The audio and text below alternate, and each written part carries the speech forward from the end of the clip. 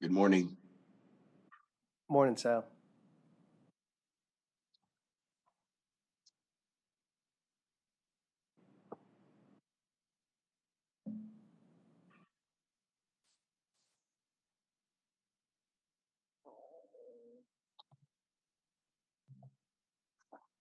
Oh, Lee's on the screen? Okay, all righty. So I guess, so Lee's on the screen and Sal and who's the other one? I can't see. Is that us? Okay, all right. So I think everybody's here. So I want to call to order the meeting of September 8th of 2022 for the audit committee. And again, I want to thank everybody for either attending in person or via the Zoom call. Sal, I hope you're feeling better, buddy. Thanks, Mike. Incrementally, but haven't turned the corner yet. Thank you. Okay. So item 2 is a roll call. Here. Here. So do you?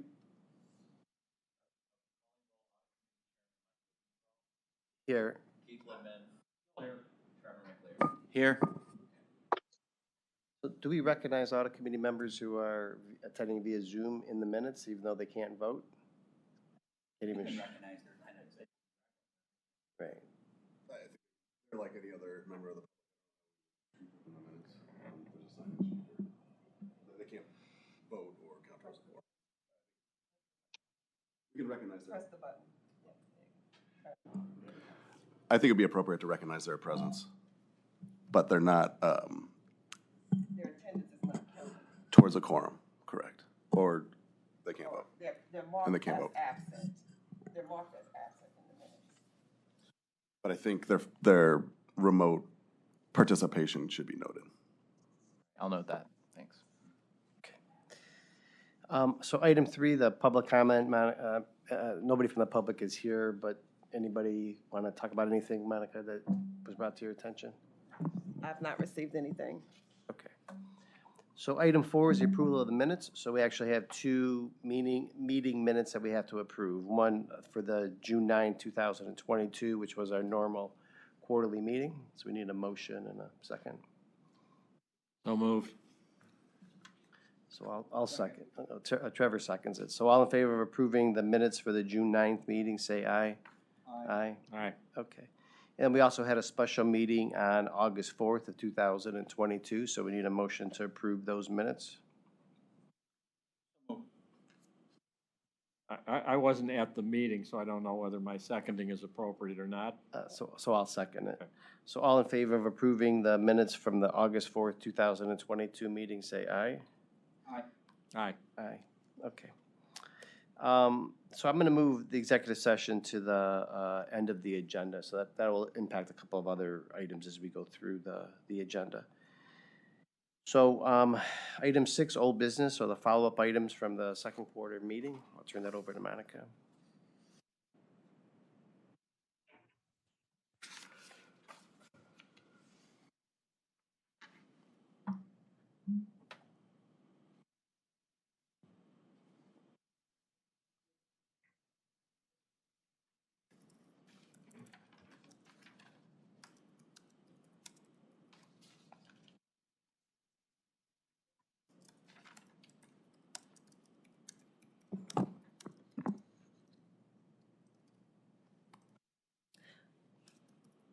So the follow-up meetings from the second quarter meeting are as follow.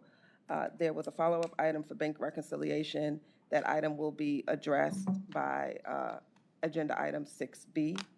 We also have the follow-up item for the prosecutor's office, which is where the audit committee requested the prosecutor's office to perform jurisdictional review. That has been evolved to somewhat of a subcommittee. That item will be addressed in agenda item 6C. We also have on there an item with the Inspector General's office, and that was the request for a presentation. The IG was unable to present at the current meeting, and the presentation will be looked to perhaps get on the agenda for the fourth quarter meeting.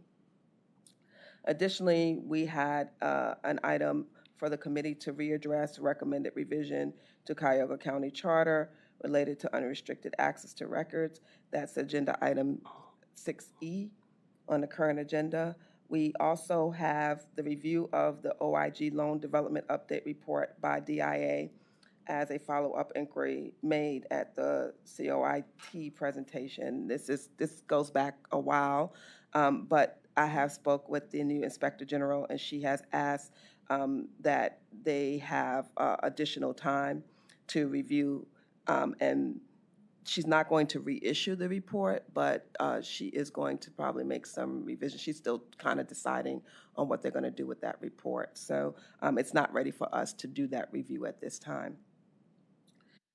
Discuss DIA's role in diversity, equity, and inclusion initiatives. That was a follow-up item from the prior meeting as well, and that is on agenda item 7B. And then the last item for a follow-up perspective is the Audit Committee charter revisions. The proposed revisions that were addressed, that address recommended revisions as per the peer review assessment was provided to the Audit Committee for review and approval at the 6/9/2022 meeting. And per an email from Michael Buzzarola, Chairman, on 8/18/22, no proposed changes will be made. Any questions, concerns? Those are our follow-up items from that meeting. Okay, thanks, Monica. So item 6B, the bank reconciliation. So Lee, I'll turn this one over to you. Sure thing. Good morning, everyone. Just to give an update on the bank reconciliation where we are. We did the write-off of the $2.2 million, which gets our book balance equal to the bank balance. So of course it was a write-off of $2.27 million. And currently where we are with the bank reconciliations, we have 23 accounts that have been reconciled through June. We have 11 bank accounts that have been reconciled through March, and we have 3 that we're still in January working through, and those are our accounts payable account, our payroll account, and our main operating account. We hope to have everything, I don't want to say by the end of the month, because that is almost impossible considering where we are, but definitely we're trying to get caught up by October 31st. We've broken out some of the things that we did to help make this process a little bit easier. We had broken out the reconciliation into various GL accounts so that each group of accounts were in its own separate GL account, which made it a lot easier. But we determined that we still needed to do a further breakout of that as well. So we probably have, now we're reconciling approximately 1 GL account per bank account. This allows more people to work on the reconciliation. We had 2 people that were working on the reconciliation, but now that we have each account broken out into its own separate GL, we will have all of our staff working on various accounts. So that way we should be able to get through it a little bit easier than we have in the past. We're still, of course, doing the reconciliations manually, but because we're a little further along, it's easier to, it's been easier to do the process. One of the things that we still are working with our consultants on for the bank reconciliation, and they told us that we needed to be current, is we need to automate this process more than what it is. There's still a lot of manual intervention to match our book transactions to our bank transactions. Part of it's to do with the way we send over bank transactions versus the way we book it and the way we're batching it. We need to have some further conversations with the Treasury to determine if we can send transactions over to the bank exactly as we record them on the books. That would make matching a lot easier. And if we can't do that, we need to work with our consultants to come up with an automated process that allows us to work on perhaps post dates or transaction dates versus the way we're currently doing it now. But that's a little bit granular for this conversation. So again, we hope to have all accounts reconciled. The reconciliation will be at the end of October, but that reconciliation will be through the period September 30th, 2022. That is our hope, but we're definitely confident that this year's bank reconciliation, when the audit is done for 2022 for December, that rolling into the new year, we will be totally caught up. And I'll take a pause for a second to answer questions about the bank rec. any questions from the committee? So Lee, I have one. So I'm trying to kind of better understand the role of the consultant and the timing of their work in regards to what they're doing to try to make the reconciliation process easier. So could you talked about that a little bit, but could you Yeah, elaborate a little more? so initially when we implemented a process, it's called the CTM. It's a module within that we purchased to run on top of kind of like the ERP system. We didn't have a resident expert in the IT department, so we had to hire a consultant to assist us with this module. We didn't get the consultant in until like last September, if I'm not mistaken, or October, but I'll call it the end of September. So at that point, we were already like a year and a half behind of when we rolled out the ERP. So the consultant is just helping us work through not just this module, but other modules as well, to help transfer some of the knowledge, to help us understand how we can do things better, and basically just to understand how the, it's called the CTM, Cash Treasury Management, how that module works. So that's kind of what they're serving as like an IT resource would normally serve, because the IT department still doesn't have a resident expert with the knowledge. So they're kind of training us as they go along, and as well as helping us, I guess, make things more automated. So that's what they're doing. So implementing the CTM module is the long-term solution toward the county getting reconciliations done accurately and timely? Now, the CTM module is already implemented. It's just helping us get it to work the way it's supposed to, because when it was implemented, we didn't have anyone here at the county with the knowledge to efficiently run the module the way it was supposed to be run. So a lot of things that we were doing was not like the way that the module was intended to work. So we were kind of taking an automated system and kind of manually still doing what we were doing, which wasn't the way that the system is supposed to operate. So they're helping us get through that. And to help us totally automate it to function the way it's supposed to, they said that we should be caught up on our bank reconciliations. So therefore, we're still doing some things manually, but we have done some things, it's automated as well, but it's not totally automated, functioning the way it's intended to function. Okay, so when it's fully functional, then that will be the tool that will Correct. Okay. But Correct, and we will need to develop some new processes around it when it's functioning.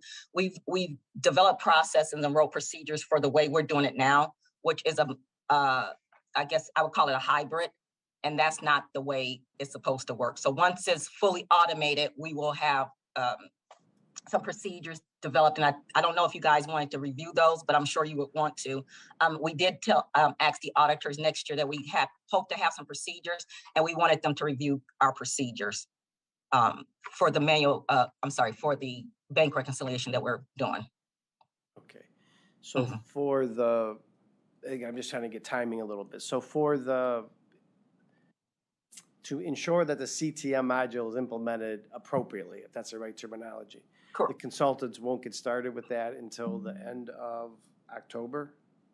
Or whenever that's the intent, because that's when we hope to have the whole reconciliation caught up through September 30th, 2022. Okay. And at that point, we will be current. And then how long do you think it would take them to finish what they're doing? We have them through the end of December to work specifically on CTM, but because we have them working on other ERP modules and assisting the IT team as well as us with different things and making sure everything is efficient, we're going to probably extend their contract. But yeah, specifically the CTM module hopefully should be done by December 31st, 2022.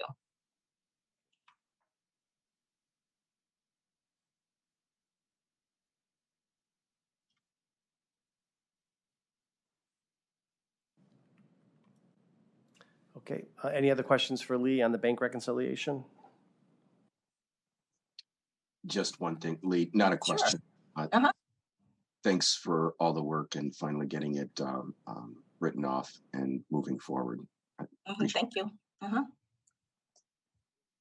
Okay, so item 6C, this is the Audit Committee Jurisdictional Subcommittee update. So I'll turn this over to either Mark or Monica, but again, this is and we got a lot of jurisdictional topics to discuss, but this one is specifically focusing on the quasi-county entities. So this isn't what we're going to talk about necessarily under item E. So this is the kind of. Is there a way we could, sorry, take them all together? They're all kind of interrelated, and it Very might much bounce so. around. Yeah, very much between- interrelated. Between the different topics. Sure. And maybe I can just kind of provide a overview of where this started. Under the charter, there's a question over what is referred to as the other county officers, departments, institutions, boards, commissions, authorities, organizations, and other entities of Cuyahoga County government. So this started out with an examination of the different boards, commissions, any kind of associated, affiliated unit, subcomponent, all the different entities that are associated with Cuyahoga County government, and what are they? Are they a state body, a part of a statewide system that's just funded by Cuyahoga County, and they operate independently and answerable only to the various departments and state government? Or are they a county entity that would fall within the scope of the description in the charter? And then once we identified those non-county entities and separated them out from the county entities, there was an effort to discover a way to provide auditing services for those entities. So that's kind of where we were at 6 months ago, and developing a mechanism for those non-county entities to receive the services of the audit department. Then the question came up with regards to the Board of Elections, and there was a legal opinion that the Board of Elections provided to the Audit Committee that described the Board of Elections as a state entity, but also there was a passage in there that rose a question whether or not the Audit Committee could compel any entity to receive audit services. And providing an interpretation of the charter for the Board of Elections, that kind of raised a question with us, and an issue with how does that interact with the standards, and how do we conform with the standards if there's this question out there regarding the authority to submit or require an audit unit that's clearly within county government to subject itself to audit. So we started looking, and that was, I think, last meeting. We started raising concerns about the standards and how those apply, and how we can reconcile the charter with the standards, and that tension there between what the memo recognized in the charter as some ambiguity in the ability to compel an audit unit to receive audit services. So we convened a group. I wasn't familiar with the standards, and so I became familiar. I wouldn't describe myself as an expert, but examining what those standards say and how the charter invokes those standards and how it might relate to our ability to provide audit services for any county entity or county adjacent entity.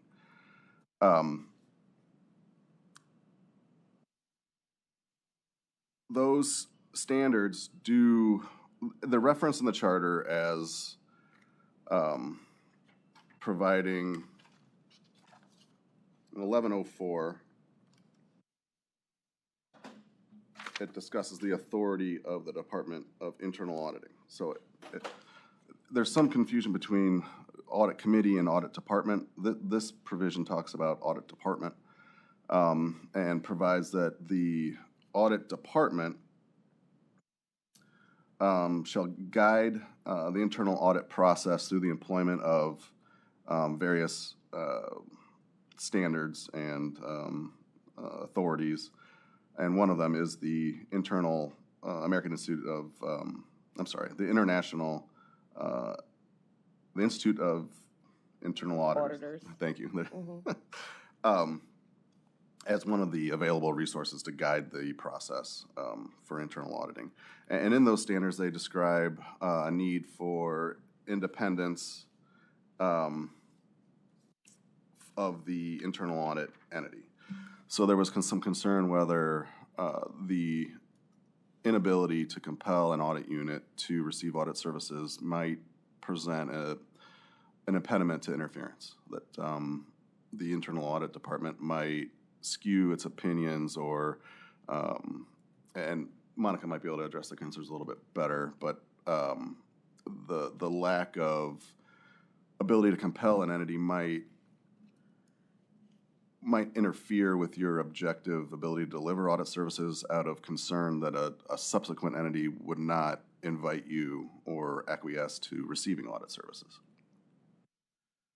And the standards do talk about the tenant is 1100 of independence and objectivity. Objectivity is more of like the internal auditor itself, how they comport themselves, but the independence is more of a institutional level, and that is internal activity must be independent. It's pretty simple. And there's an interpretation in there that states that the independence is the freedom from conditions that threaten the ability of the internal audit activity to carry out the internal audit responsibilities in an unbiased manner. So there was some concern that the inability to execute the audit plan as selected by the audit committee would interfere with the ability to execute those services in an unbiased manner. One of the ways to achieve independence is that the audit committee executive has direct and unrestricted access to senior management and the board. So these standards are written more for private corporations where there's an executive and a board. It's a little different here where we have a legislative body, an audit committee that has a representative of the legislative body but is independent of the legislative body. And then also an executive function where there's a unitary executive that controls certain departments or agencies of the county, not all of them. So that access to the committee, I think we clearly have that. Access to counsel, I think we have that. It's the access to the entities that are being audited. Mark, if I might, because this will help you with your, the Institute of Internal Auditors defines independence as, it says internal audits, independence from responsibility of management is critical to its objectivity, its authority, and its credibility.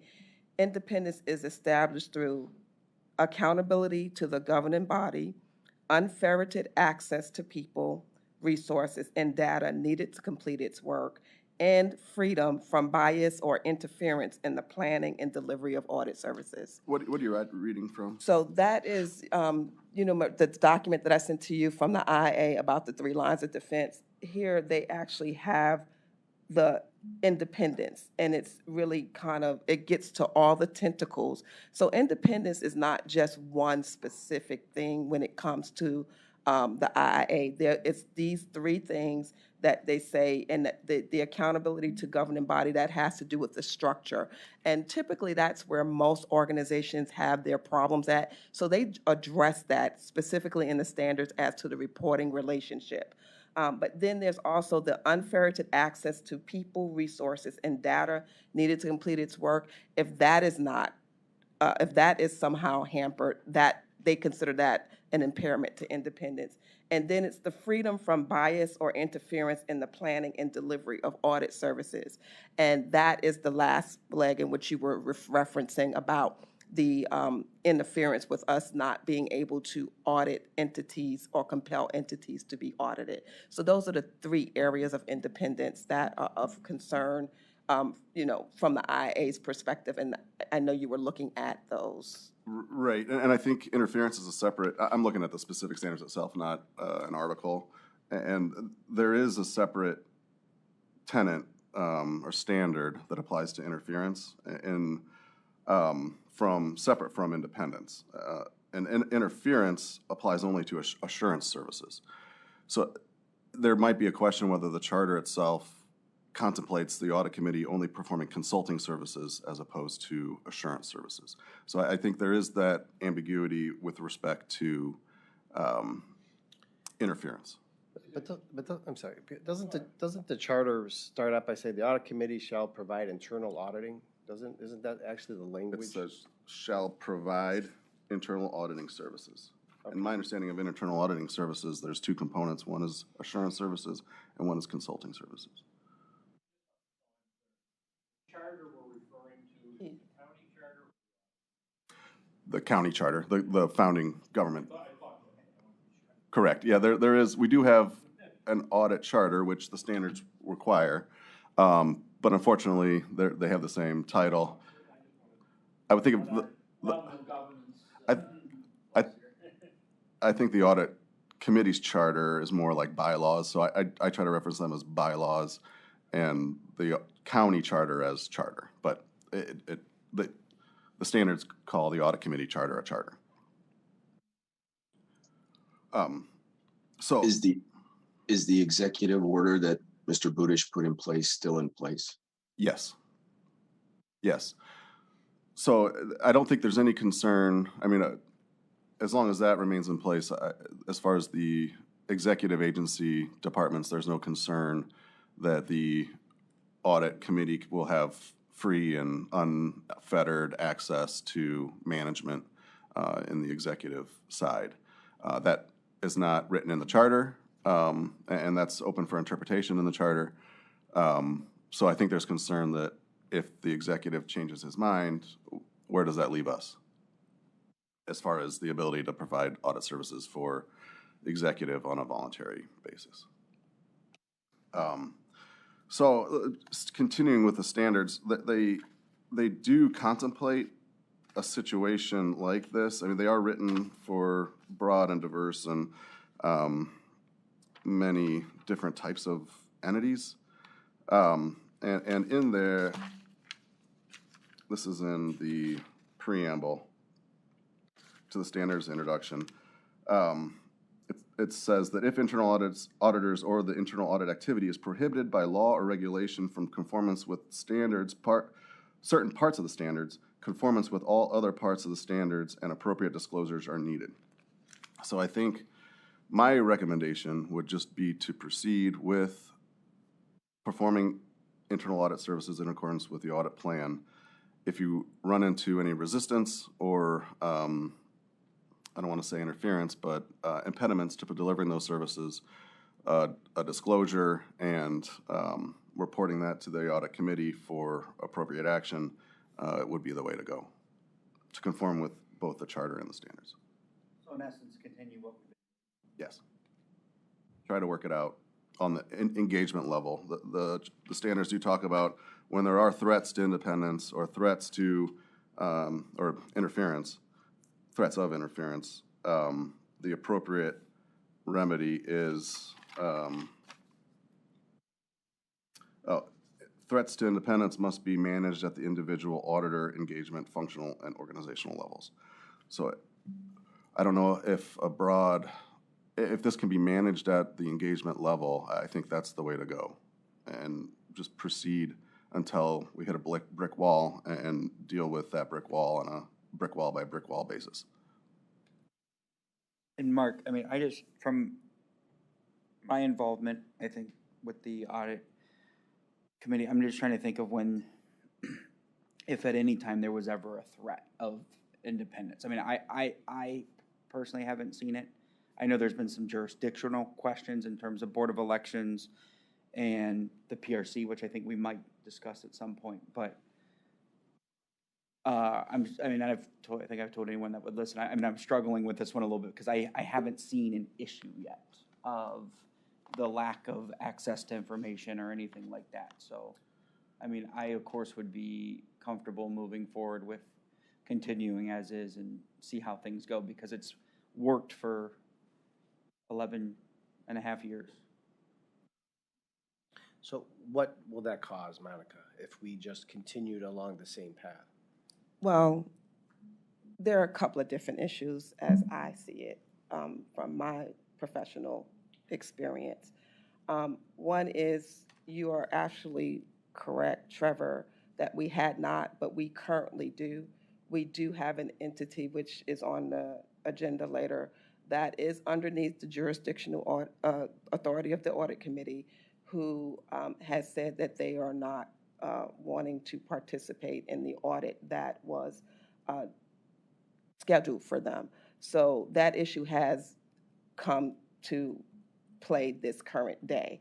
So we are currently facing that issue that has not been faced in the last 11 years, as you say. Monica, if I could, or Mr. Chair, could we jump to that discussion? Because I think that's exactly what was being suggested. If we have a problem that can't be dealt with at the engagement level, I'll use the word escalate, you didn't, but escalate perhaps up the chain to the committee. And I think to have a real live example in front of us of what we might do might be, having that discussion might be a really good way to then subsequently inform what our future process ought to be.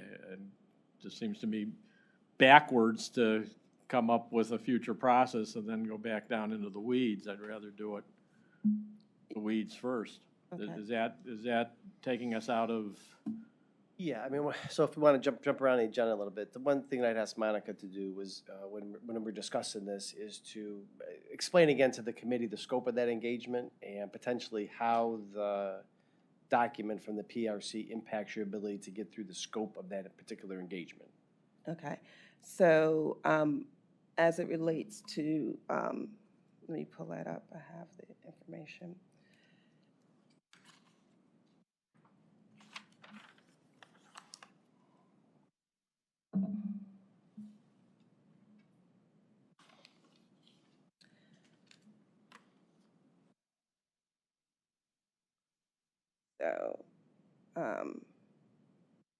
So as it relates to the PRC, the reason Is it, what is PRC? public Personnel. Personnel Review Commission, sorry, Thank you. Personnel Review Commission. So as per our policies, practices, professional standards, we do a risk assessment every year.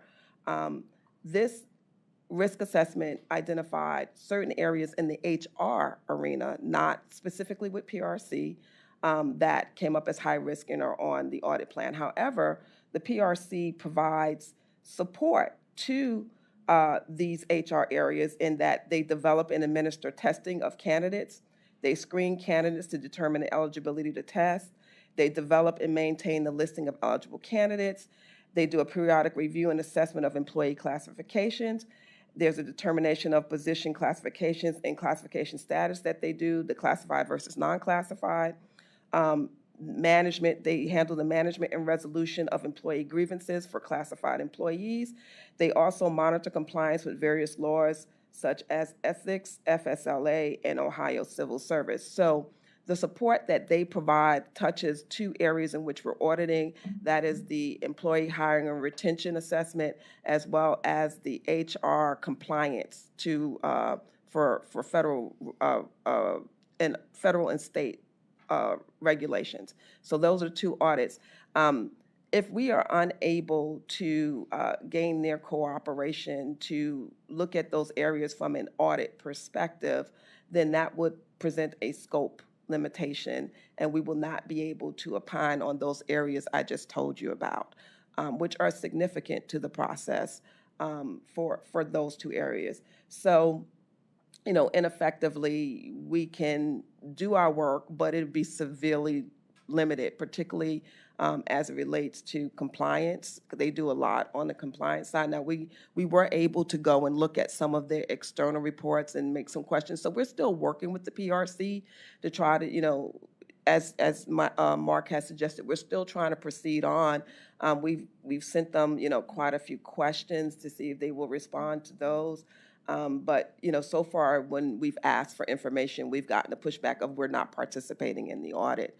But we'd be willing to answer any questions you have. And so, we're asking specific questions and waiting to see. So it will definitely impede the audit in terms of the scope. It will limit the scope of what we can look at. I understand what you're saying. Is the pushback coming from the director, from the commissioners? Where My is it coming understanding is from? that she has talked with the commission, so it's the full board. So it's their organization. So it's not just the director. She's talked with her board and her chairman of the board. Have we made an attempt to discuss with the chairman of that board the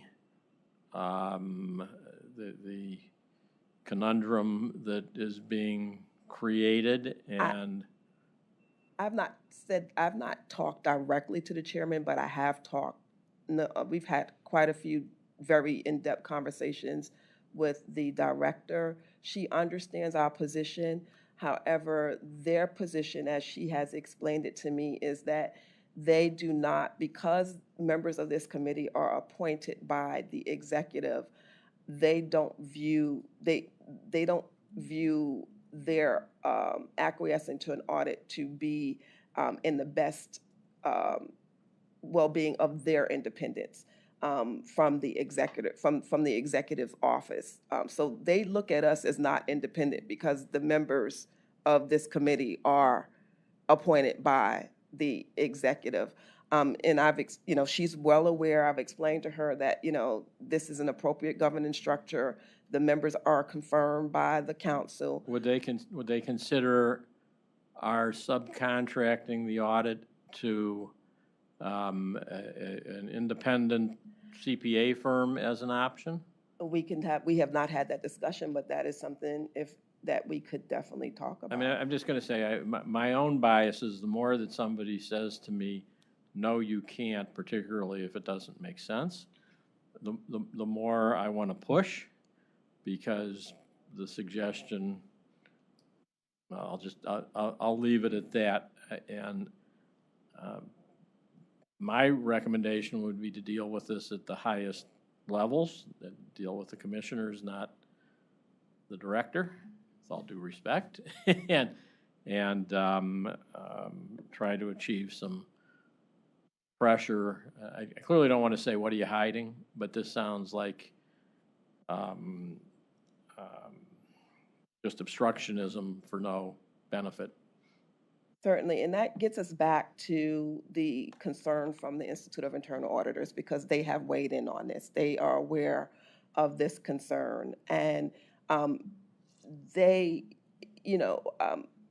for us, in order for us to conform and be independent in the eyes of the internal auditor, the ones whose standards that Mark has looked at, they have said that this impedance, they want to know after this meeting kind of what this committee is going to do about this specific situation. They would deem us to be not independent because if we are not able to audit areas that are within our jurisdiction as we. Can I ask how they've gotten involved at this level? Certainly. Was this part of their peer review examination, or has it come up subsequent? It's come up subsequent, so they're looking at it as a subsequent event. But what was their touch point to even be involved other than during the triennial or whatever peer review very process good question. there is?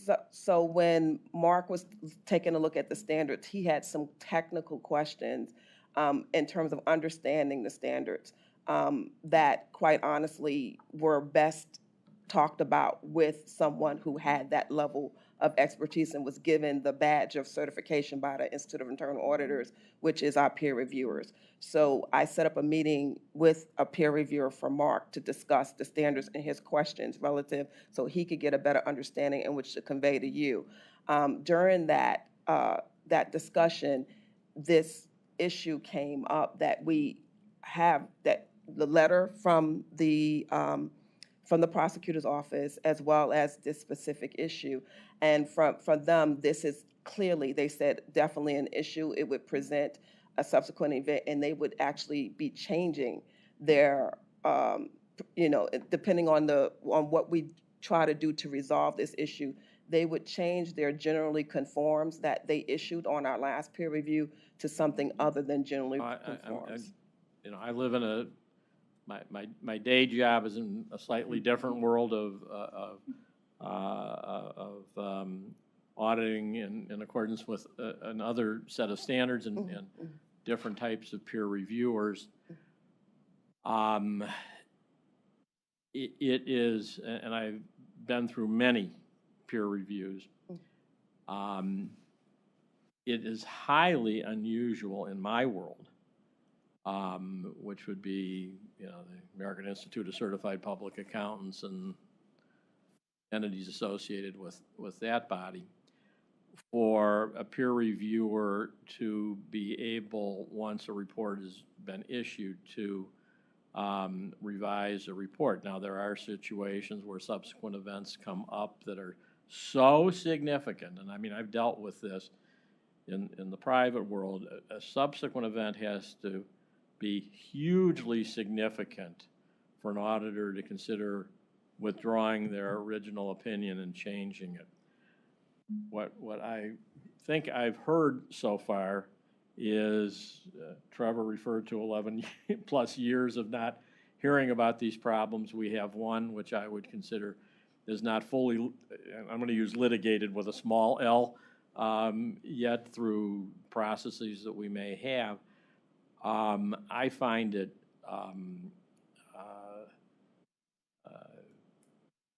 stretches my imagination that the peer reviewer on this, at this level, would raise to the level of withdrawing their certification for our entire process, and I would really push back on that body if that's the position they take. So to my understanding in talking to them, they consider, so there are two tenets that are really critical to, I mean, you can have nonconformance with the standards and you. I don't want to have a 6-hour meeting. I understand the issue, so if you're trying to respond to my question, I understand this is an issue. I'm having trouble understanding that it could be an issue large enough, not yet fully litigated, that they would pull an opinion when there hasn't been another instance of this in our history. That's the part that's. So let me try to explain it to you from, as I'm being told, from their perspective. When it comes to internal audit, not external audit, but internal audit, but also for external audit, independence is paramount. It is the linchpin. And so any impedance of independence is looked at as very significant. And you cannot, so like, as I was explaining, is in other areas, if you go back and look at our review, other areas there may be some nonconformity and you can still come out as a conforms overall. However, when you start looking at independence and objectivity, if there's an impairment there, those two are significant enough. They rise to the level of significance from the point of the IIA that they would consider this. So what they are doing, they're not saying they're going to do that now. They're awaiting the outcome. They want to know what the resolution is going to be.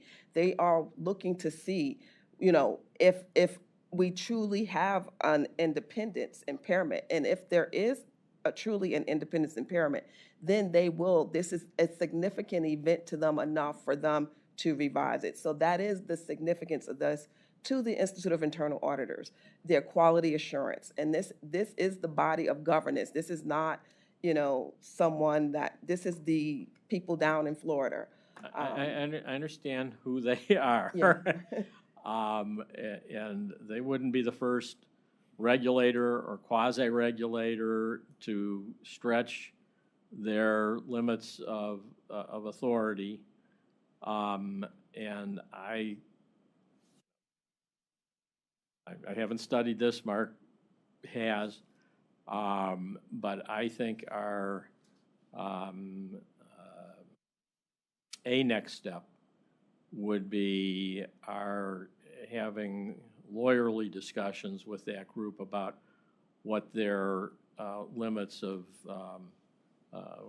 whether they're exercising authority that they just don't have. This to me just, it's just hard to understand how we as a department or a committee have not engaged in any violation of independence. We have a commission with appointed and hired people who are creating impediments for us. I don't know how you throw the whole process under the bus for that level of interference with our process. I mean, I can't argue the point with you. I guess, to be quite frank, Monica, I'd like you to be as outraged as I am, and help us to win the day with them over this. Yeah, I think I've said enough. Trevor, you got it? Monica, I just want, did I hear you correctly say that you've asked for documents from the PRC and they've said no? Correct.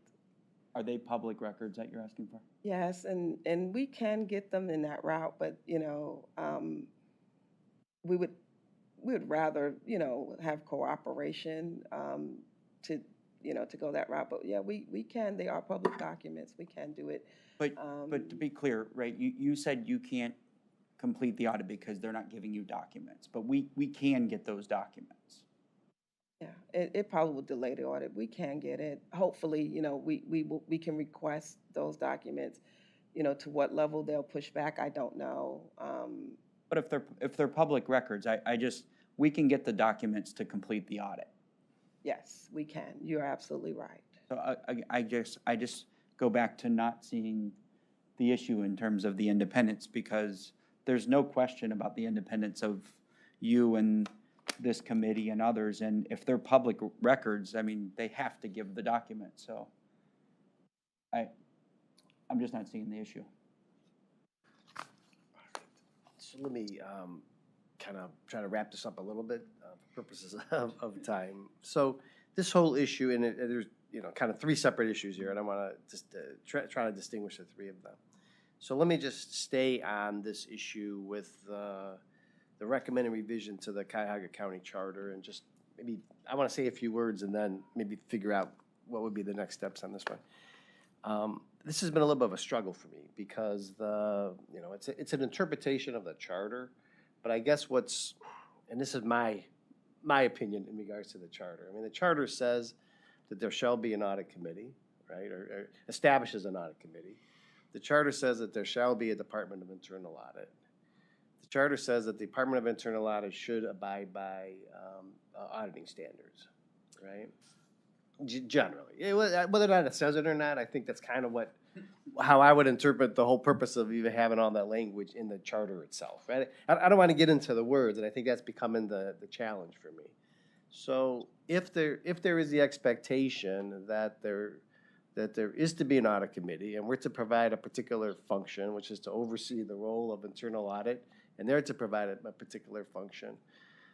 But the language is ambiguous in the charter, and I'm not hearing any other solution toward this other than at some point in time we probably had to consider changing the charter, which is kind of where this all kind of started, I think, initially from a suggestion, because we're sitting around this table and we're talking about all the things that cannot be done, and we should really be focusing on what is, I think, the expectation of what should be done based upon what I think people were expecting when the charter was adopted, right?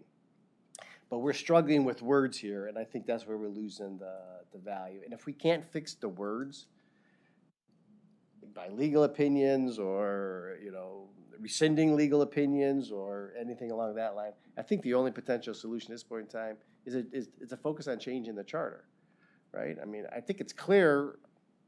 I think it's clear what the charter is expecting by both the audit committee and the internal audit function. So I'm going to suggest on this particular topic to Monica, for the next meeting, come back with, and I think maybe you did this at one point in time, suggested language for the charter. And if the committee, if we can't come up with another answer to this, other than ultimately to change the charter, then I think that's what we should be focusing our energies on. If we have language that we think is appropriate and then we have to take it through the, the whole Charter Review Commission process and understand that a little bit better.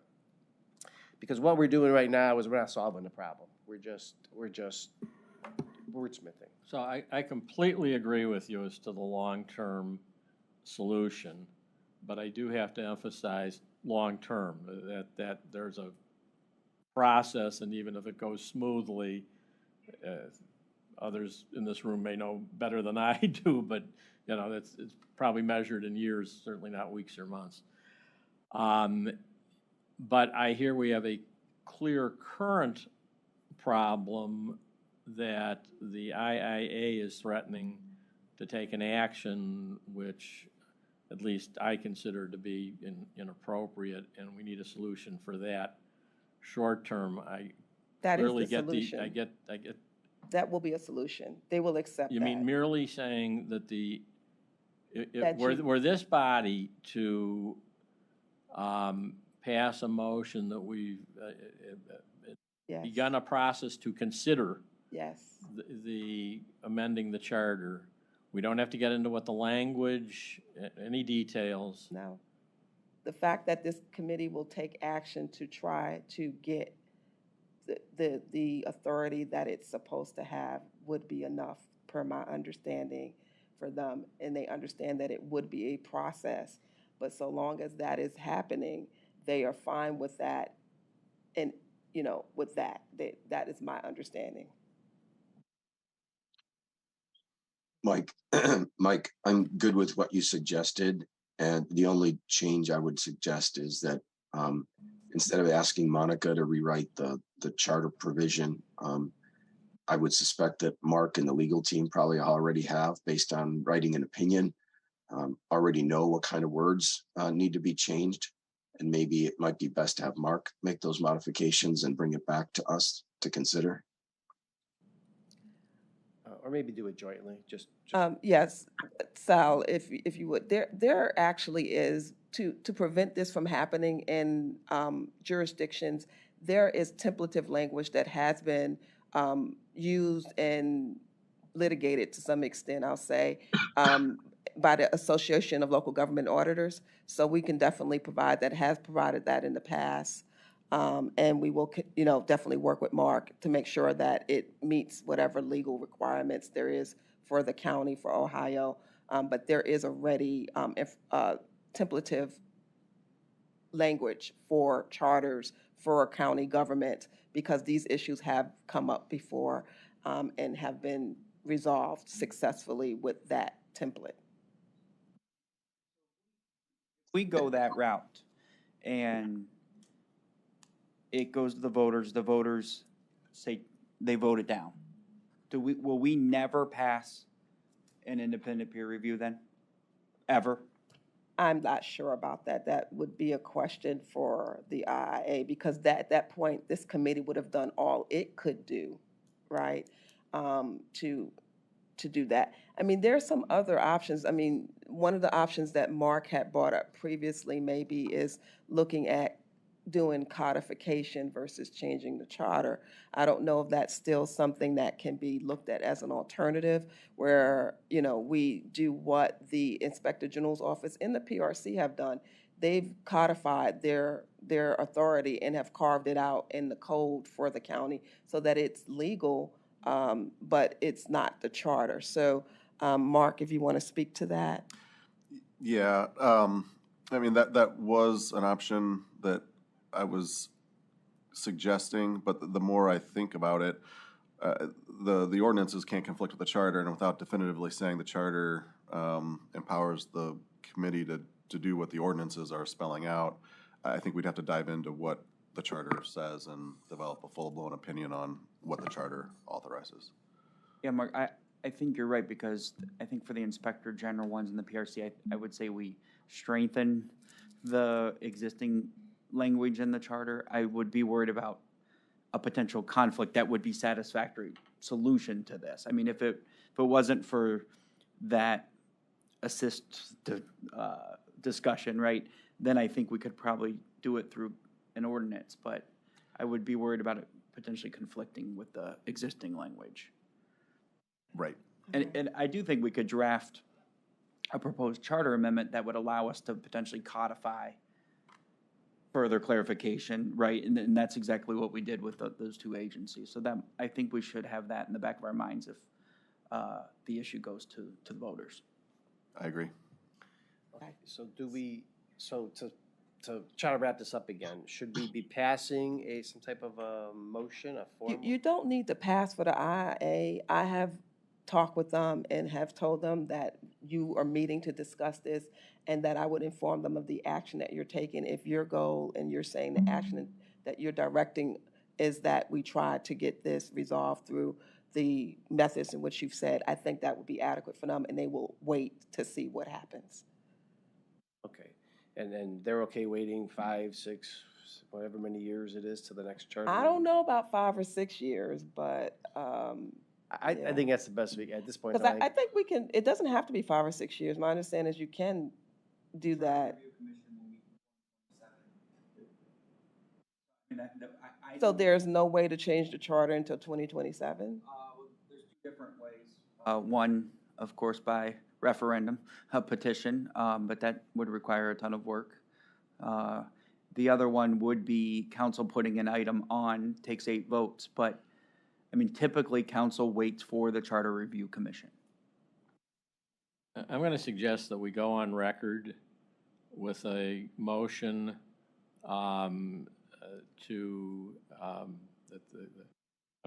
somebody else will come up with better wordsmithing perhaps, but that the committee authorizes whoever we need to authorize to begin a process of making recommendations for future charter changes.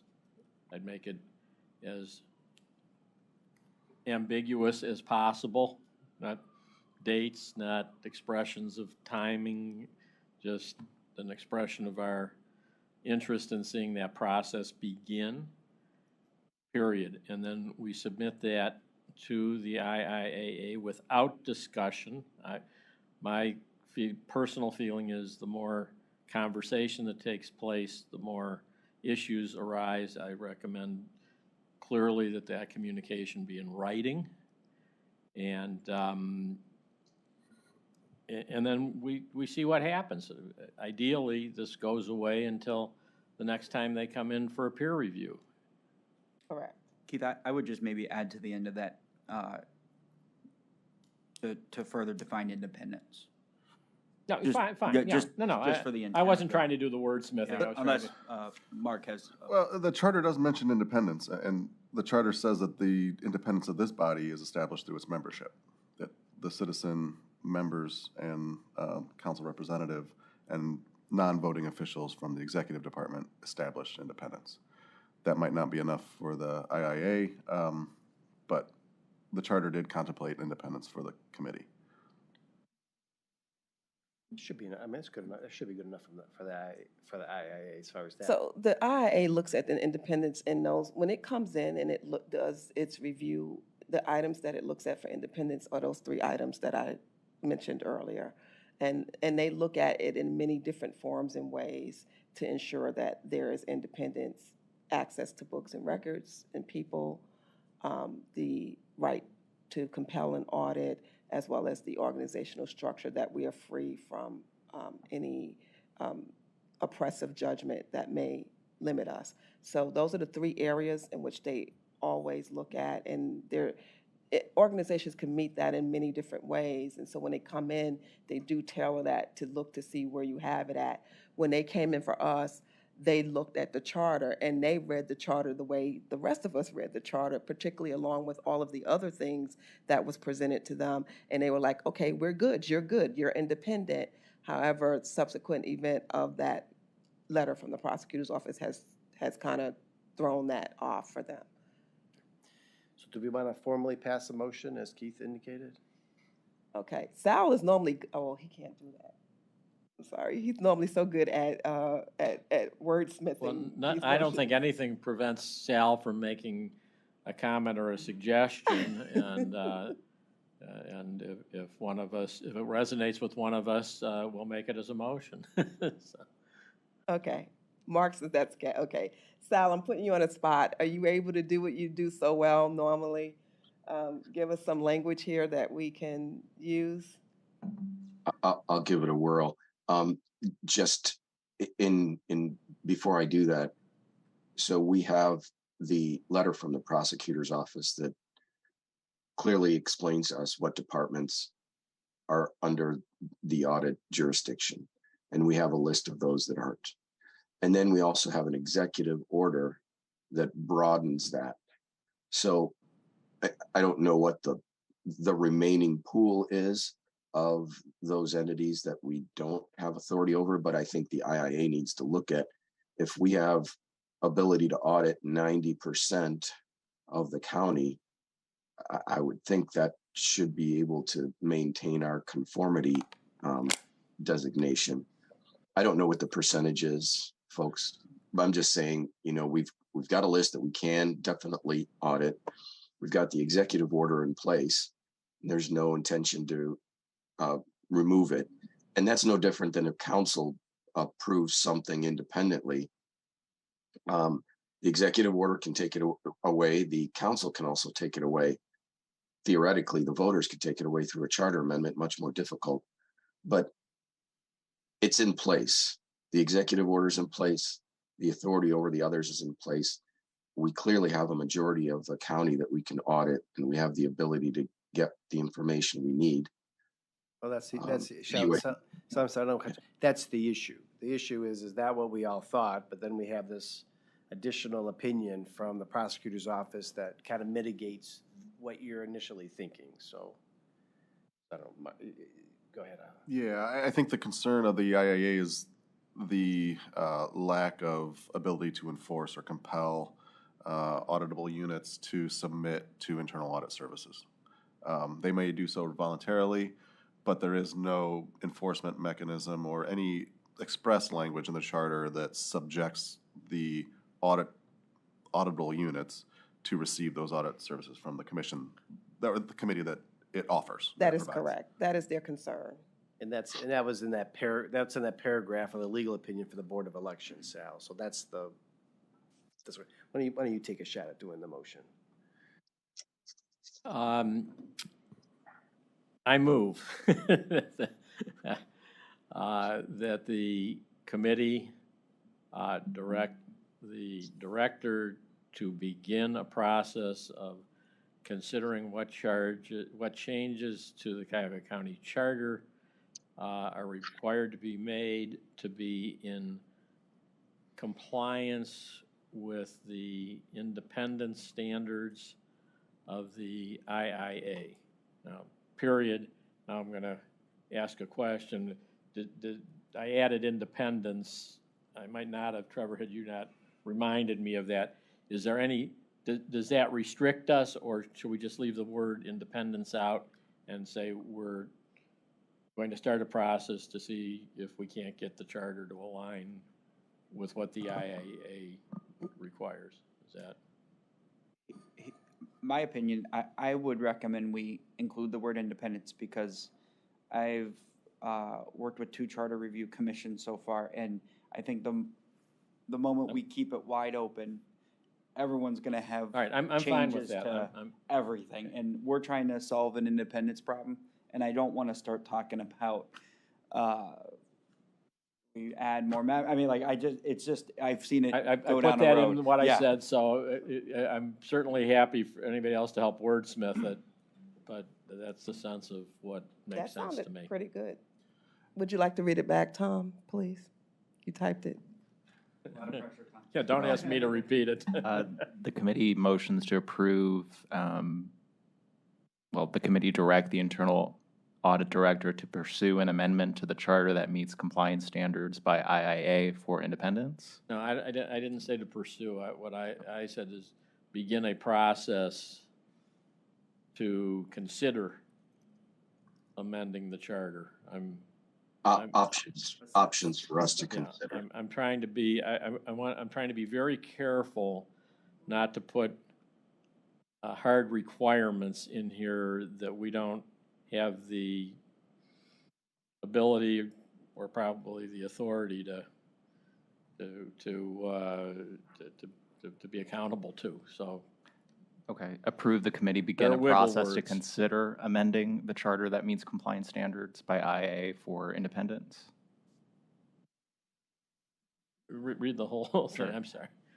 Motion to approve the committee begin a process to consider amending. They're directing so the motion is that they are directing the internal audit director to begin a process to consider amending the charter in a manner that meets the independence standards of the institute.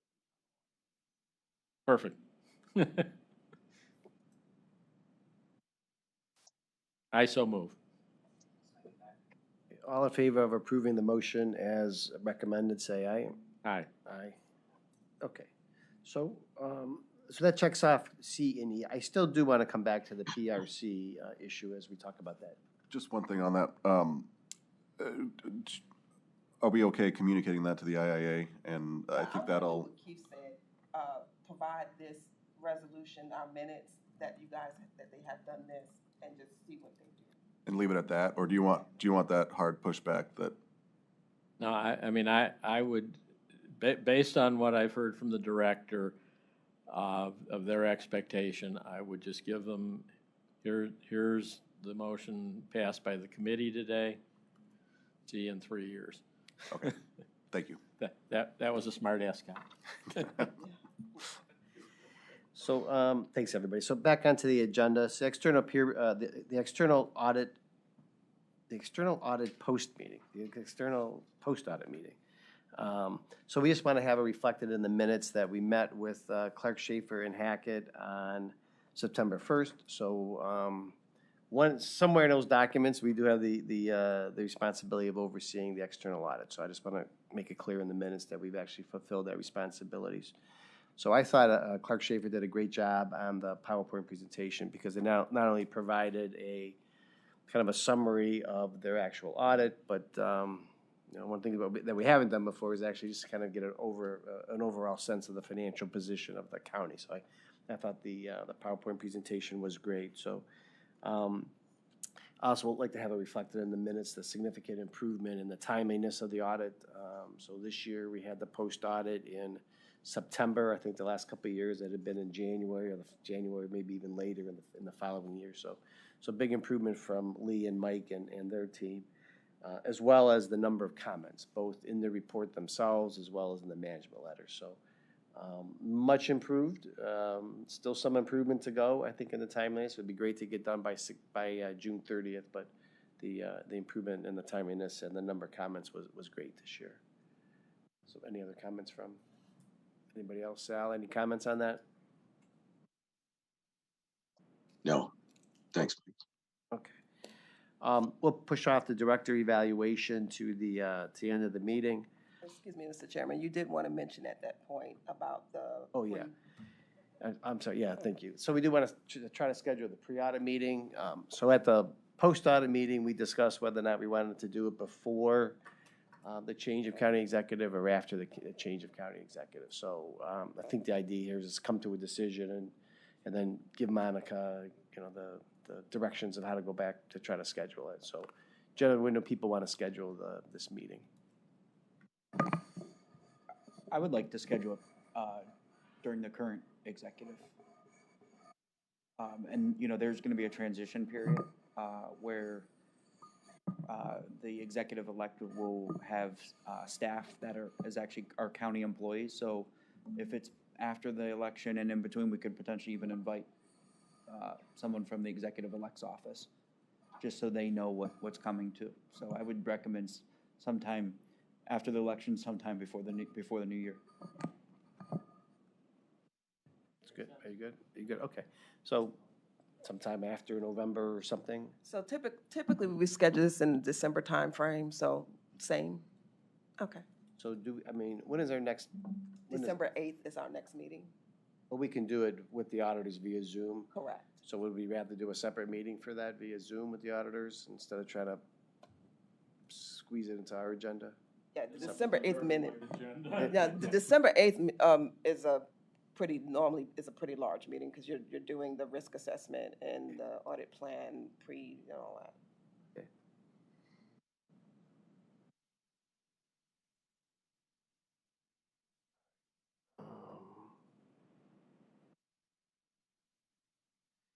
Okay, so item 7A, so this is a recap of the presentation to council. So, Monica, if you could just kind of recap the presentation that you made of the report that's produced on behalf of the audit committee. Yes, so we did make a presentation to council.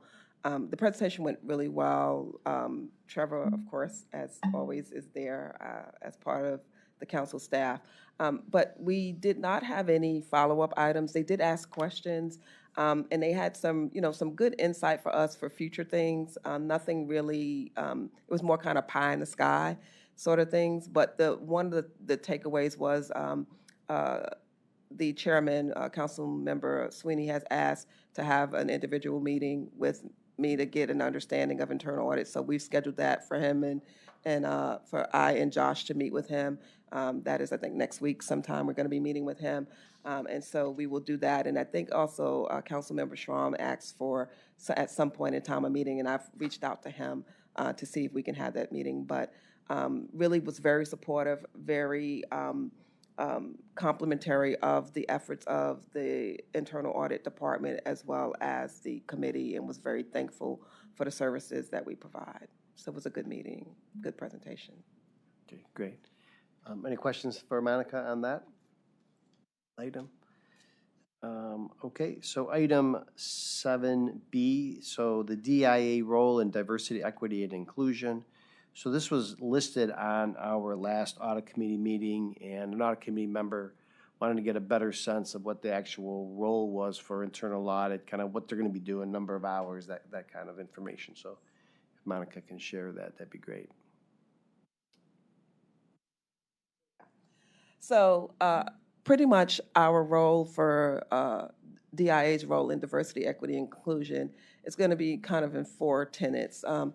First of all, DIA is going to and has aligned with any county-wide initiatives. Currently, those initiatives were leadership training, so both Josh and I attended training on a leadership matter, and then there's organizational-wide training that's ongoing right now, which all staff members, everyone in the organization is required to attend these town hall meetings. We've all been scheduled to do that, so we are complying with any county-wide initiatives. Also, the next one is we are putting a DEI lens on when performing audits where applicable. So whenever we're doing an audit, we're looking at it to say, is there any DEI impact or initiative here? Currently, that is with 2 different audits that we're looking at that we see we can actually place a little bit of focus to see what's happening from a DEI perspective. That's the Human Resources Compliance Audit, as well as the Employee Recruitment, Hiring, and Retention Assessment. The third thing that we are doing currently as it relates to DEI for the organization is the provision of advisory services as requested. I had a meeting with Councilwoman Conwell on 5/20. As a result of that meeting, she had asked for us to provide some documentation, some additional information to her and her staff, and we did that on 5/25. I also have provided some best practice documentation as a result of that meeting, and I provided that to them on 8/22.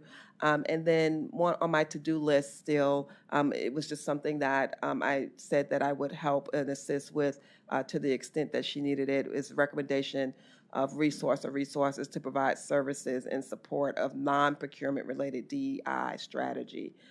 Still helping to identify those resources for her, so that's still on my to-do. And then the last area, which is not current but future state, is assurance relative to DEI programs and initiatives on a post-implementation basis. So as the county gets these DEI initiatives implemented, and they are starting to do that now, what we can offer, not that we will, and we will definitely come back before this committee before doing that, but we can offer assurance services in regards to whether or not they're meeting the goals and objectives of these programs that they are rolling out in terms of executing the DEI initiatives here at the county. So we can offer that as a service, but that would become part of our audit plan and definitely would come back before this committee. Do we have within the department the subject matter experts to offer those audit kinds of services? I mean, my presumption is we tend to hire accountants. It may not be completely true, and I understand internal audit is not financial audit. I get that.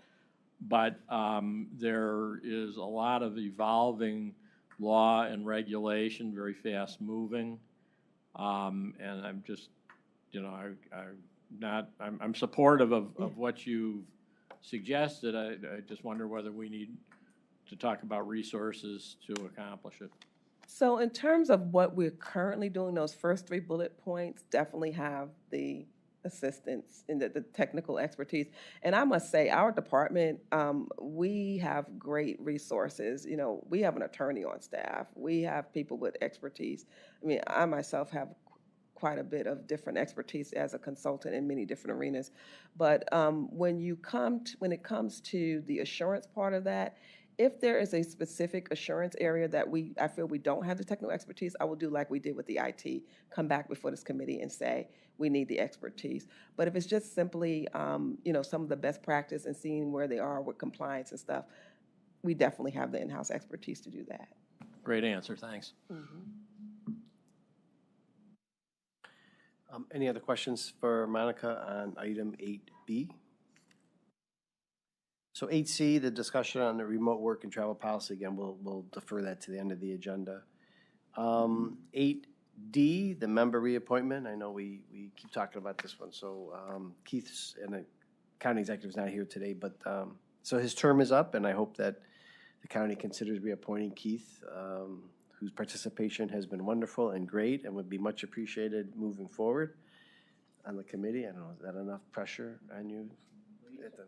Please to I can't make a motion on that.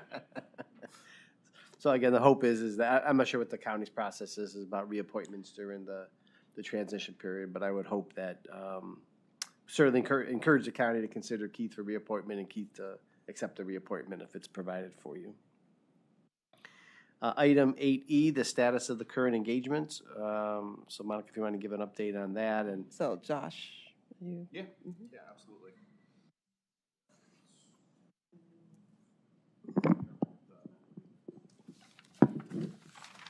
Thank you. Appreciate it.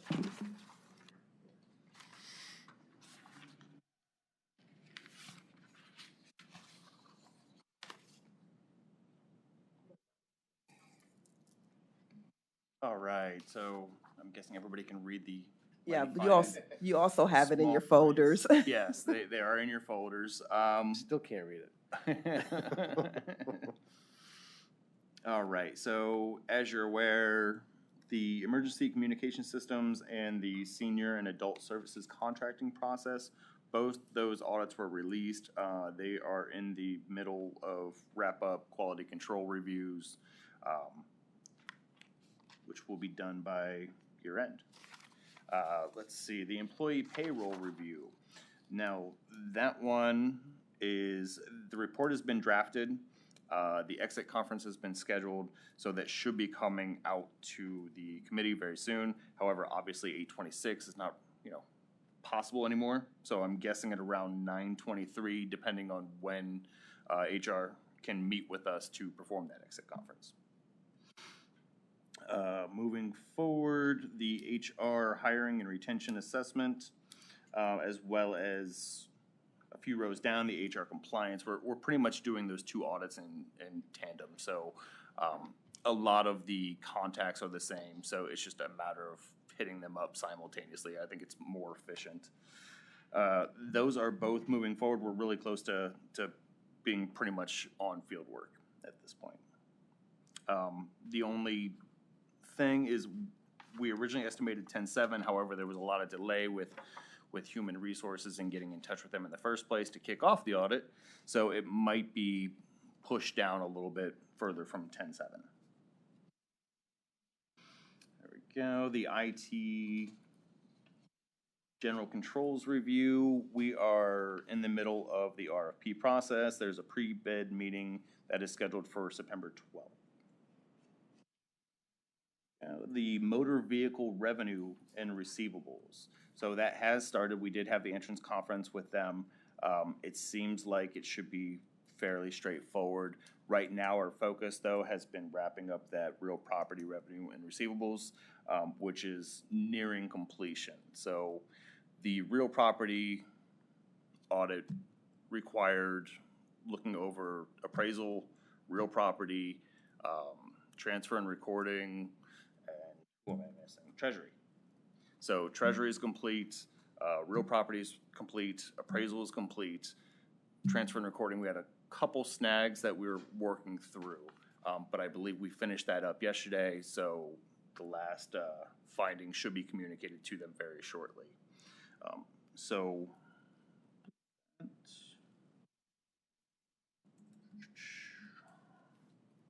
let's see. All right, we already talked about the HR compliance. Issue tracker. So we issued the mid-year reports in the last meeting. There was an additional 9 recommendations added since then with the release of the DSAS audit. Currently, there are 178 total recommendations that we're tracking. 55 have been closed to date. There's 1 recommendation that was tested, however, it still remains open because of the conclusion was not resolved. So we have 29 more scheduled to complete by the end of this year. It should be just fine to do so. In addition, the risk assessment has kicked off. So the letters going out should be going out really soon. I believe Jeremy said today or tomorrow? Today or tomorrow. Mm-hmm. Yep.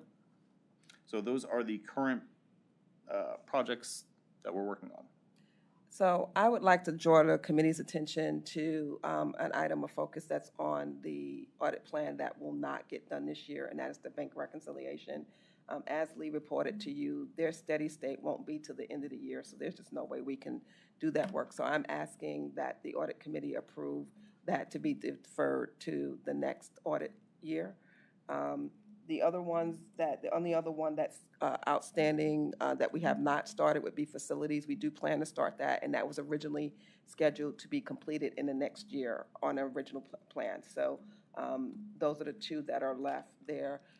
Also, at the December meeting, we will be coming back to you with the annual kind of update for our quality review. So you'll have that. So all of these items will be addressed with the exception of the bank reconciliation, which we have been unable to do because they are not currently in steady state and will not be until December 31st. So I'm asking that the committee vote, because you should vote to remove or add anything to this plan. The committee should take a vote on that, but I am asking that the committee, I'm recommending and asking the committee to defer that audit to the next year. So I've been kind of the stickler on this particular audit. So I'm okay with deferring this to next year as long as we're adding it to next year's audit plan based upon the. It needs to be done. Based upon the representation by Lee that the new system won't be in place until the end of the year. So is that the only other official? Correct. Okay, so we need a motion to approve the change? Yes. So we need a motion to approve the modification to the audit plan as recommended? So moved. Second. Okay, all in favor of approving the change, say aye. Aye. All right. So I had just a couple questions on this. So the risk assessment that you're doing for 2023, are we only focusing on true county executive agencies for that? Good question. True county executive agencies? We are focusing on all agencies that have, per the opinion given to us previously, are in the audit committee's jurisdiction. So all of those are included in the scope of the risk assessment. So if there was a definitive yes from our legal counsel that it was in our jurisdiction, those entities have been included in the risk assessment. Okay, and the ones that were a definitive yes are all county executive agencies, from what I'm trying to recall? No. No. Now, like for instance, the PRC is one that was a definitive yes, is not underneath the executive's jurisdiction. Okay. So the question is, what does the audit committee, what's with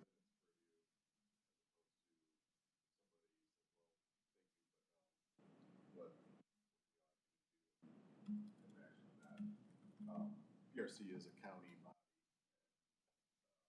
eligible to receive services. Whether how them is that open question that the charter revision that we're discussing will clear up. leave them in the risk assessment, and evaluate them to offer and, strongly encourage them to receive this services. But if we run into a brick wall, that's what we'll. Correct, and they, you know, I'm a very collaborative person, and I have a good relationship with the director. You know, we're just both trying to do our job. She's trying to fulfill what her committee says. But I think we'll be able to work this out. You know, if worst case scenario, like Trevor said, we can do a public records request, which would allow us not to have a scope limitation. That would just, you know, defer the audit a little bit more, delay it, but we could do the audit, to Trevor's point. You know, most of the, I don't think there's anything we've asked for that's not public record. Yeah, it would be, I mean, maybe that's the conversation to take back to the independent body. It's like a lot of additional work for something that you're gonna get anyway. And so, and let me ask, I had a follow-up question regarding the role of the PRC. So let me make sure I understand that. So there's, the PRC is a personnel review committee or commission, right? The makeup of that is who? Trevor could probably, I just understand they're appointed by There's three council. commission members. They're appointed by council. County employees or non-county employees? They are not, they are paid for their work. They're not county employees. They all have other jobs. Okay, so they're not a director of HR or anything. Correct. Completely independent from the. Right, and then they have employees, including the director that Correct. Monica has referenced, and then she has staff under her. And the functions of the PRC, is it to do those things that you indicated, or is it to review that HR has done it correctly? Which one? Are they doing it, or are they just an independent oversight?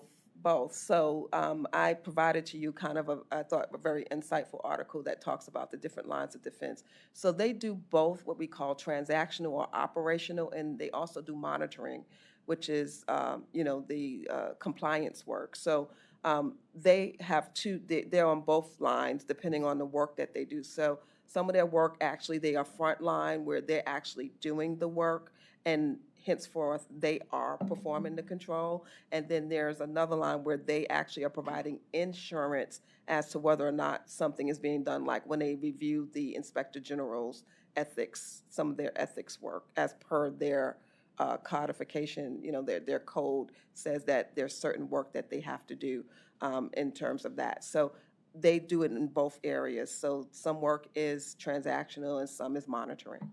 Monica, can we let Sal back in? Sorry, it just popped up on the. Thank you. And so you think at this point in time that there might be a scope limitation in one or both of these audits based upon? Yeah, I mean, we could go around it to Trevor's thing of doing the, you know, but it definitely helps to have a cooperative, you know, and she's indicated that they will be cooperative. Like I said, we're just trying now. It's just more for us. We normally meet with you and interview and, you know, get an understanding of your process, but we're having to do everything by asking like written questions. And so we're going to see how that process pans out. So we're going to continue, you know, to move steadfast to try to get the work we need to get done. But the worst case scenario is a scope limitation. Okay. That would need to be stated in the audit report. Okay. So any other questions on the current engagements? I have a question. Do we send the risk assessment to the courts and prosecutor office and others? Yes, we do. Okay. Absolutely. But they fall out, right? They're in the no category, I think, right? I mean, but I do think there's value in sending to them, like juvenile court who requested internal audit to come in. So I just wanted to make sure we're still including. You know, that's a very good question. In the past, we had, I think last year we did not, because there was a question about it. So if the committee would like us to still do that, what we have taken the line of is if we're not able to include them in our auditable population, then there's no sense risk assessing them because we can't do anything about it, right? But if you'd like us to include just for information, no purposes, we can, but we have not, and they were not included last year because of that. Yeah, and I don't know about the request of them necessarily to fill out the risk assessment, but more along the lines of saying offering, right? I mean, Oh, like, yeah. right, because if we don't reach out to them, you know, and That as is years go definitely- by, like, I just didn't want to lose an opportunity if juvenile court or Prosecutor O'Malley wanted a review for whatever, like, hey, internal audit is here, even though we don't have jurisdiction over you. I just wanted to make sure we offer that in some form. Now, you mentioned the prosecutor's office. I thought the prosecutor's office was within. Oh, okay. All Yeah, right. so if, again, we go strictly by whatever Mark's opinion was, and so if it's in, we clearly include that. However, my job and my desire is to get everybody here to, you know, to understand our role and to get our services, you know, I think they're excellent services. I think we can add value, and so I will develop collaborative relationships with each and every person I can, and hopefully get them to sign on to the extent that we have resources, right, Keith? Because that is a concern. We have to minimize that impact on our resources. And right now, like Keith said, we do have a good bit of work to do, but I'm going to be bringing you some good information. When we went to go do our risk assessment this time, we realized the coverage that we've gotten. We've gotten a lot of coverage with the work that we've been doing, Keith. So you'll be happy to see those coverage numbers are up. And so we're going to bring some good news to you when we do that in December about where we are from a coverage, but we are in good, we've gotten some excellent coverage in the last couple of years. So we may be able to get our scope of work that we have to do, that we're required to do, down to where we can do some of this other work for people that, we are not required to audit. Mr. Chairman, I just have one suggestion. Where we have the column, the current status and the budgeted hours, for those engagements where we've audited them in the past, can we have the actual hours included? He wants the actual hours for the ones that we've audited in the past. Do we not have them? If that's easily done, I don't want to.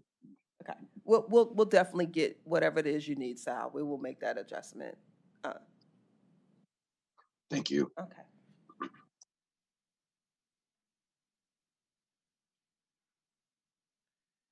So just a couple other questions on this or comments. So there's hopefully a lot of audits are still going to get done between now and the end of the year. Okay, so hopefully we'll get through. I think there's been a representation that we're going to get through, the majority of the audit plan. So there's a lot of reading that we'll have to do between now and the end of the year. Catherine, I don't want to put you on the spot, but I always do. So is there any help you can give for internal audit in regards to the PRC? Do you have a role with them? No.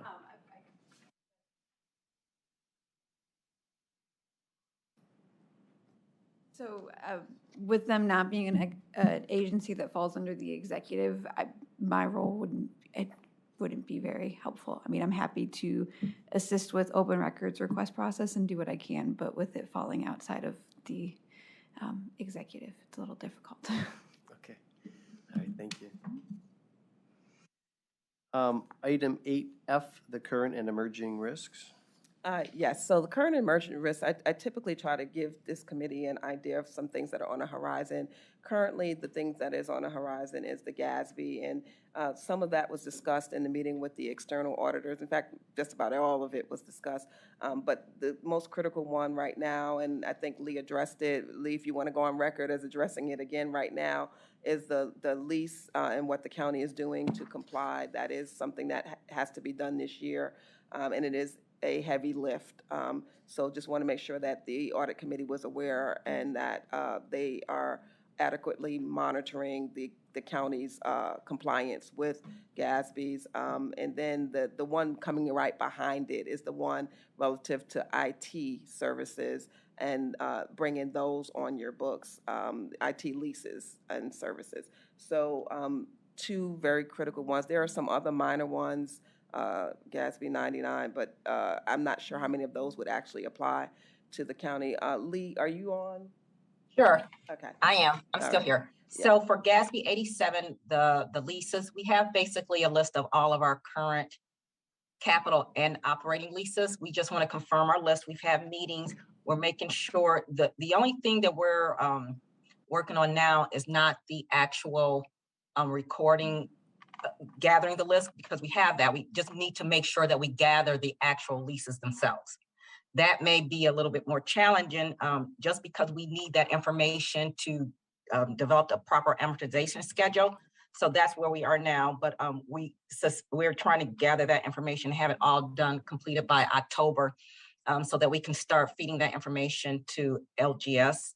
They're the ones who help us compile our financial statements. Once we do that, we are also working with IT. That might be a little bit more challenging, but I think we can get there quickly. They're aware of that, and they're working on making sure that they have all of their leases documented as well. That includes things like copiers, postage machines, and I know Brian said, Brian from Clark Schaefer stated that we didn't have to have like the postage machines, but we feel like it's better to have too much information than not enough, and it becomes an issue at the end of the day. So we're working to get all that information as well. We just found out that we needed to include easements, which I don't believe we were aware of in the past, but it makes sense because we did reach out to get guidance on that to find out. So we were proactive on that. So that might be a little bit more cumbersome than we had expected. But I think we're in a good shape for recording all of the other leases. GASB 91 is coming on board as well. Lee, before you leave 87, it's Keith. Did you have a discussion with our auditors regarding materiality with regard to the implementation of that standard? There's a lot of discussion in my world about dealing with copy leases and car leases and so forth, particularly given the balance sheet footings of the county. Right. So the Clark Schaefer felt like things like the copiers, et cetera, and postage meters did not need to be on our list, but we figure, we have that information, let's just give it to them anyway. So that way it doesn't become an issue at the end where they're saying, oh, by the way, it wasn't material except that you have 1,000 copiers. We thought you only had 75. So we're going to give them that information now. If we don't need it, that's fine. But during the first initial year of reporting, we would like to make sure that we over-report instead of under-report, so that it doesn't become an issue. And then we can just, in future years, we can take that information off of our list. Thank you. Lee, this is Trevor. Just who makes that final call? Like what should and should not be included? Or is it feedback you get once you provide everything? Is that Clark Schaefer? Who is that saying, no, you gave us too much? So we'll have initial discussions with them before we compile, before we're actually completed with the annual report. We're going to discuss that with them, and we told them we would meet with them like early January or February to discuss the materiality threshold of the information that we've gathered. So if, for example, I'm just using this as an example, if we have the value of the copiers being something like $20,000, and that's our complete list, they'll probably say that's like not material. But we want them to say, by the way, this is not material from our perspective, because we don't want to come in and think that, and we have a capital policy, but we just don't want them to say, we thought 200,000 wasn't material, and they said, oh, by the way, it is material. So we just don't want any misinterpretations of what we're doing. So thank you. So Lee, I do think that what is missing for this committee is that the capitalization thresholds that are set by the organization have an impact in this, and that's where the discussion really needs to be at, is what are we setting as our capitalization threshold? I don't have the policy in front of me, but for some reason, I want to say it all depends on what the kind of equipment is, but I want to say it's $5,000. I think it's as low as $5,000. And that may be too low. Yes, we can revisit that as well. So yeah, but I believe that's where it is. Yeah, it's actually, I certainly don't want to go down the weeds on this one, but it's more complicated actually than just looking at lease term. If GASB aligns with FASB on the new lease standards, it does. It's looking at intentions of renewals and so forth, which requires some judgment. You can't just look to the terms of the lease and say, Right. well, this expires in 2 years, we're done if the pattern is you've renewed and it's a piece of real estate you're gonna be in, for the next 20 years. So somebody's gotta Correct. exercise a lot of judgment. And that's why you So need that's those why we want documents. the actual, right, that's why we want the actual leases, Leases. because it's not just if it fits this box, it's $5,000 and it's 2 years and then it's checked, you don't have to record it. We're gonna actually pull the leases, and we're gonna review those leases with LGS. That's why the process is not just as simple. That's why we're only halfway there. We have the list of the leases, but we need to actually pull the leases so the leases can be reviewed for the intention as well. Okay. And Any you more were going to questions? mention 91, Gatsby 91? Yeah, so 91, we have a meeting to talk through 91 with LGS. That's not scheduled until September 23rd. And then we're gonna, if need be, we'll loop in Clark Schaefer because they said they were available, but I don't think at this point we need to loop in Clark Schaefer. I don't have my notes on conduit debt handy. We don't have a lot that falls under that, but we do have something that meets the criteria for conduit debt. So I can provide some written information after our meeting with LGS regarding the conduit debt piece of it.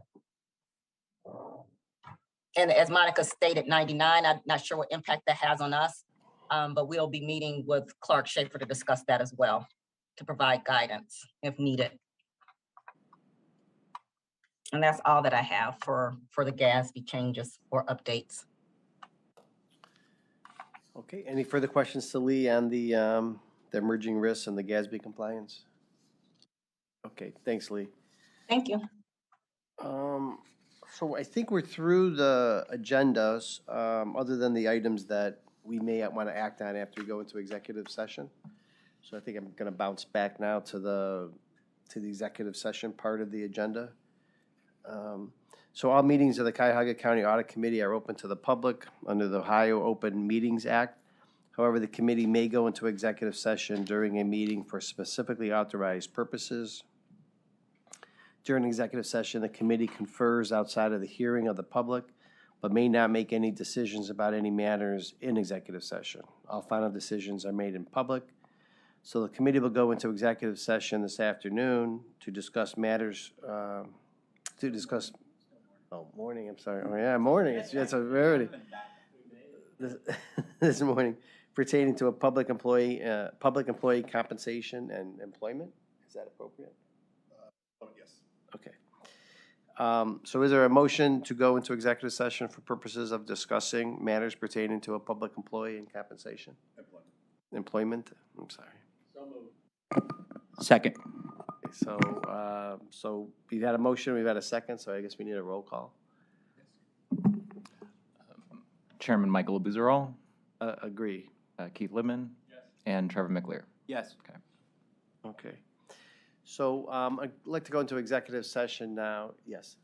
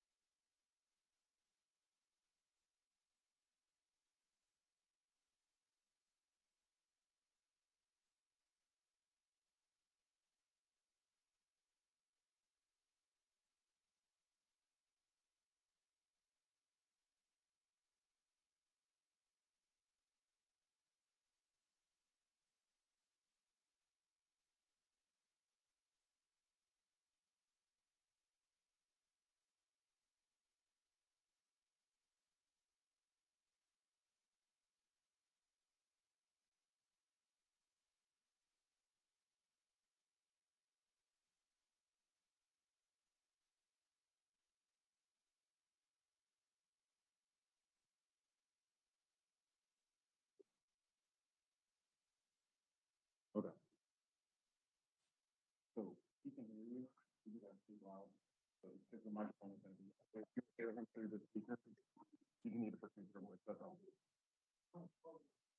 can you hear me?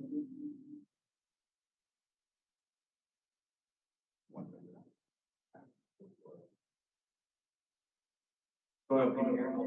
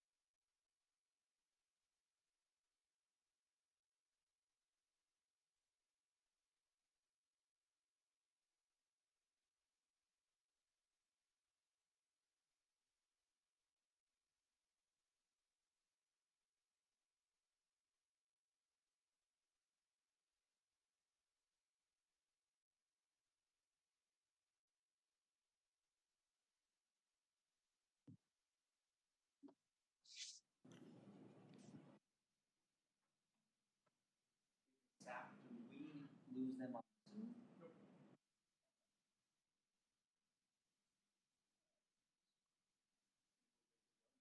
Okay. All right, great. So we are reconvening the meeting of the committee, and we are now back on the record. So I do want to jump back to the agenda now and kind of wrap up some of the items on the agenda and wrap up the meeting. So I am on to item 6F, which is the director evaluation. I'll turn this over to Mark. So there was some discussion after our last meeting, and there was a revision to the, sorry, Monica,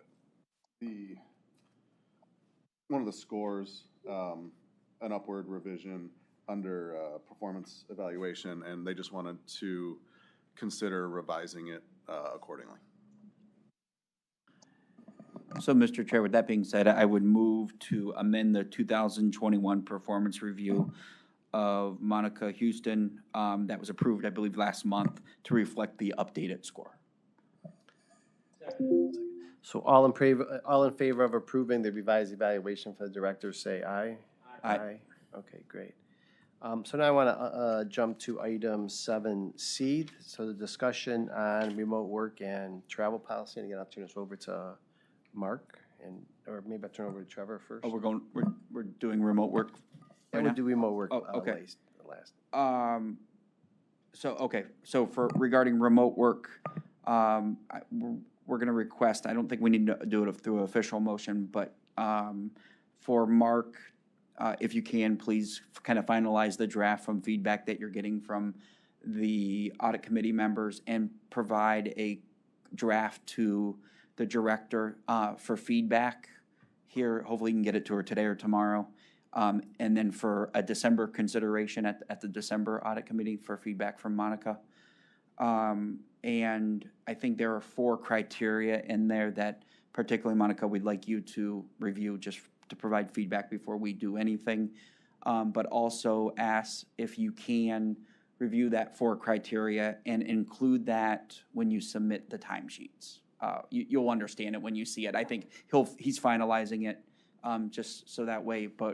And then if we could put it back on the December agenda for potential adoption, considering the feedback we get from the director.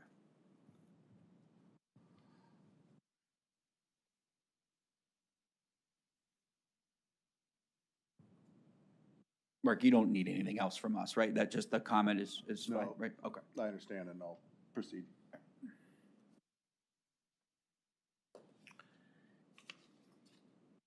Then do we motion for the out-of-state travel?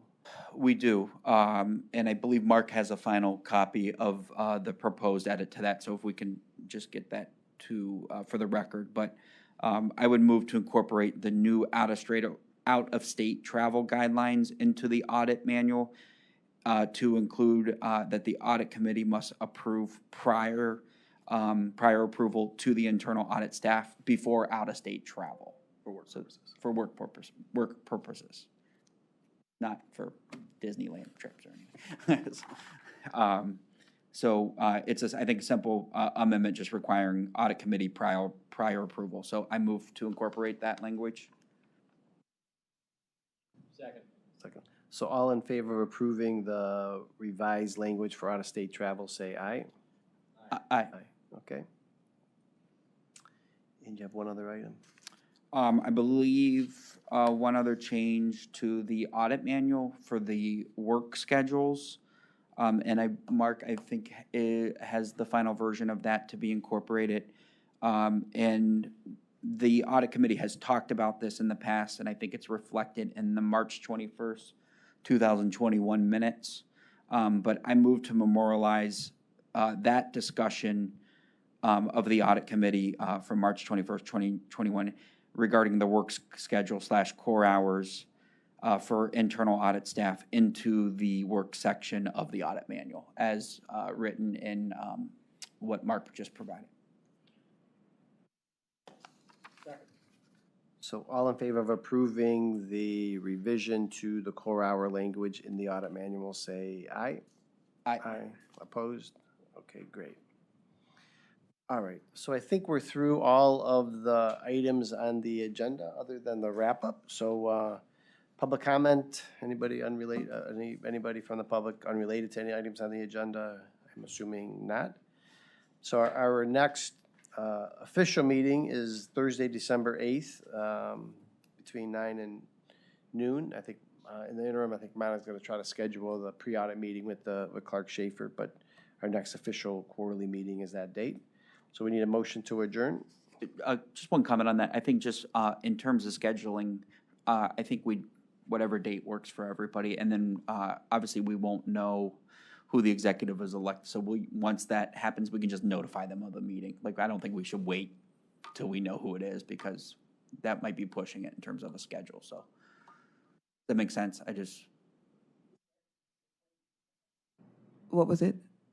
I would just recommend we try to get that scheduled as soon as possible, and then we just notify whoever the executive elect office is. Because Of the meeting? Yeah, because we'd Okay. have to wait a really long time to determine who that is, and then schedules might be more condensed. So I would just recommend we try to pick a date here in the next couple weeks.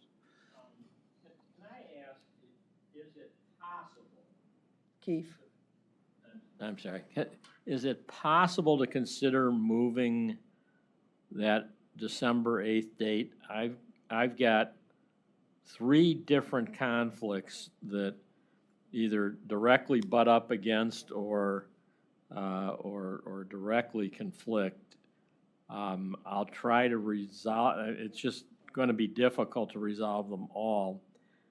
Is there any possibility at this stage of looking at another date that week, perhaps either the 6th or the 9th?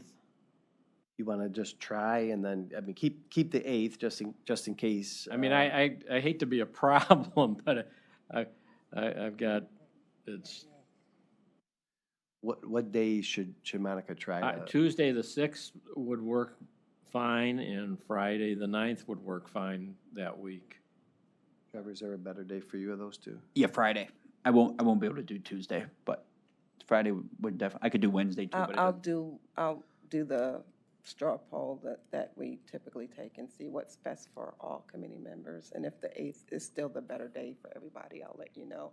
Or whatever new date is the better date. Yeah, I could even, Monday, the 12th, if that, if we wanted to go to the next week. Could you do the 9th, Mike? I can do the 9th. I don't know. Sal, is that good for you? Yes, I can do the 9th. So for that, and Armin and the fiscal officer, all right.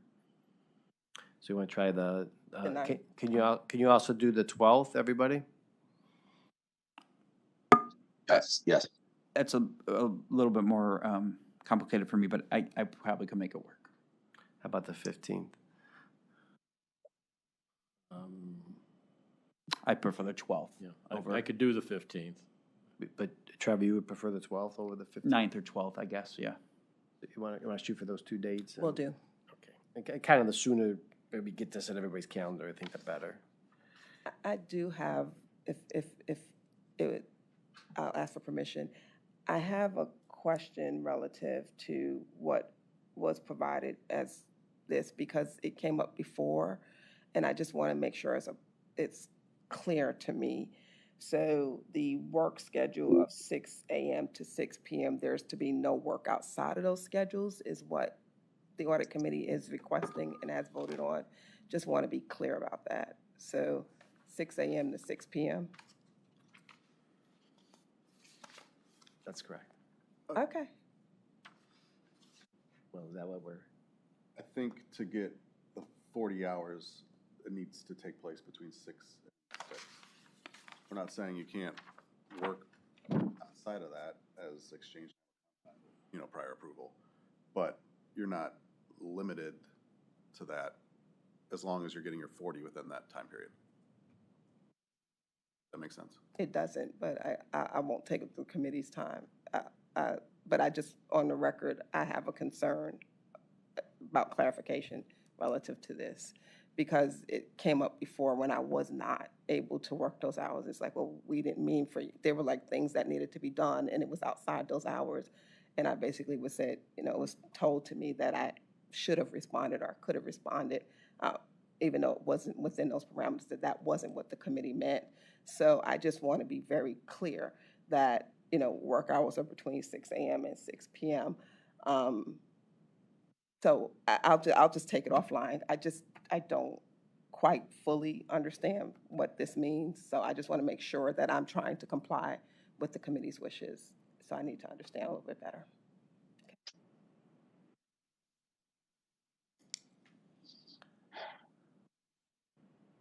Okay, any other items before we adjourn? Okay, so we need a motion to adjourn. Second. All in favor of adjourning, say aye. Aye. Thank you. All right, meeting is over. Thank you, everybody.